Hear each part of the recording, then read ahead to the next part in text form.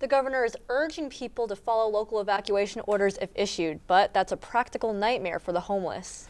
They don't have the means to hop in a car, go stay in a hotel somewhere out of harm's way, but many won't consider a local shelter if it means abandoning their belongings. WUFT's Savannah Collins has more on the concerns about where this leaves them. Ryan, Stephanie, there may be a couple hundred people living near Grace Marketplace, not inside the shelter itself, but at the nearby campground that's come to be known as Dignity Village.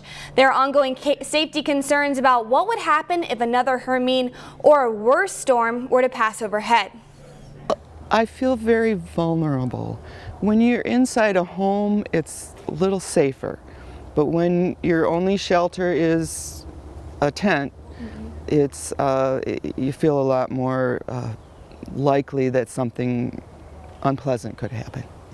During Hurricane Hermine, these homeless campers were offered a bus ride to shelters, but many decided to hunker down. It was scary because the tents were lifting up and moving and vibrating, and they were worried because everybody says, oh, well, you're living in a tent. These aren't just tents, these are our homes.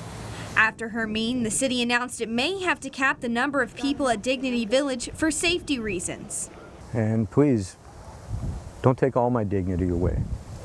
But the next hurricane could be worse. If Matthew veers this way, it's already a Category 4.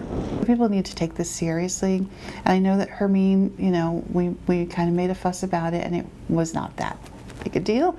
But this is not a tropical storm. This is a major hurricane, so people need to be prepared. I would rather be here safe with my belongings, not having to worry about whomever is going to watch over them. In a situation where evacuation would be necessary, that means packing everything up and taking it with you, because if you leave it behind, it might get blown away. Another factor officials consider are the trees. People can't be out in tents among all those trees. That's just not going to work.